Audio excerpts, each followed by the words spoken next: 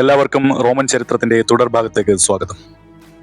റോമിന് ലക്ഷക്കണക്കിന് സൈനികർ ഉണ്ടായിരുന്നു. പക്ഷെ പിന്നീട് റോമക്കാർക്ക് യുദ്ധം ചെയ്യാനുള്ള താല്പര്യം കുറഞ്ഞു. അവർ സുഖജീവിതത്തിലേക്ക് മാറി. അപ്പോൾ മറ്റു രാജ്യങ്ങളിൽ നിന്നുള്ള ആളുകളെ പണം നൽകി സൈന്യത്തിൽ ചേർത്തു. മെഴ്സിനറി ആർമി. അവർ റോമിന് വേണ്ടി പോരാടി. പക്ഷേ അവരുടെ ഹൃദയം റോമിനൊപ്പം ഉണ്ടായിരുന്നില്ല. പണം കിട്ടിയാൽ അവർ പോരാടും, കിട്ടിയില്ലെങ്കിൽ അവർ ശത്രുപക്ഷത്തേക്ക് മാറും. ഒരു സാമ്രാജ്യത്തിന് സംഭവിക്കാവുന്ന ഏറ്റവും വലിയ അപകടം സ്വന്തം സുരക്ഷ മറ്റുള്ളവരെ ഏൽപ്പിക്കുന്നതാണ്.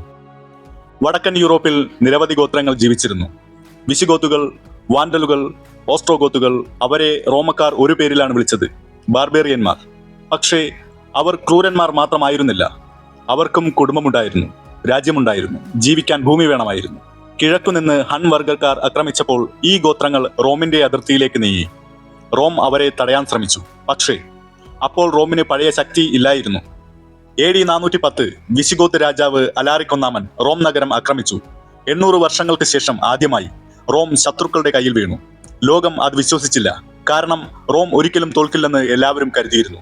പക്ഷേ ചരിത്രം മറ്റൊരു സത്യം തെളിയിച്ചു. ഒരു സാമ്രാജ്യം പുറത്തുനിന്ന് നശിക്കുന്നതിന് മുമ്പ് അത് അകത്തുനിന്ന് ദുർബലമാകണം. ഒരു സാമ്രാജ്യം തകരുമ്പോൾ ആദ്യം തകരുന്നത് അതിന്റെ മതിലുകളല്ല, ജനങ്ങളുടെ വിശ്വാസമാണ്. റോമൻ സാമ്രാജ്യം നൂറ്റാണ്ടുകളോളം ലോകത്തെ ഭരിച്ചു. റോം ഇനി പഴയ റോമാവില്ല. സൈന്യം ദുർബലമായി, ഭരണം അഴിമതിയിൽ മുങ്ങി, ജനങ്ങൾക്ക് സർക്കാരിന്മേലുള്ള വിശ്വാസം നഷ്ടമായി. ഈ ദുർബലത കാത്തിരുന്നവർ അതിർത്തിക്ക് പുറത്തുണ്ടായിരുന്നു. ഏഷ്യയുടെ വിശാലമായ പുൽമേടുകളിൽ നിന്ന് ഒരു പുതിയ ശക്തി യൂറോപ്പിലേക്ക് നീങ്ങുകയായിരുന്നു. അവർ ആറ്റിലയുടെ നേതൃത്വത്തിലുള്ള ഹൂൺ വർഗം. കുതിരപ്പുറത്ത് ജീവിച്ചിരുന്ന യോദ്ധാക്കൾ, അവരുടെ വേഗത, അവരുടെ അമ്പെയ്ത്ത്, അവരുടെ ക്രൂരത യൂറോപ്പിലെ നിരവധി ഗോത്രങ്ങളെ ഭയപ്പെടുത്തി.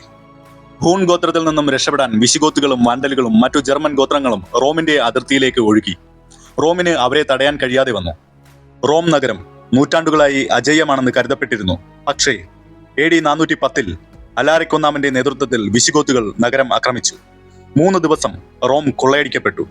കൊട്ടാരങ്ങൾ തകർന്നു, സ്വർണം കൊള്ളയടിക്കപ്പെട്ടു, ജനങ്ങൾ ഓടി രക്ഷപ്പെട്ടു. 800 വർഷങ്ങൾക്ക് ശേഷം ആദ്യമായാണ് ശത്രു റോമിന്റെ ഹൃദയത്തിൽ കാൽവെക്കുന്നത്. ലോകം ഞെട്ടി.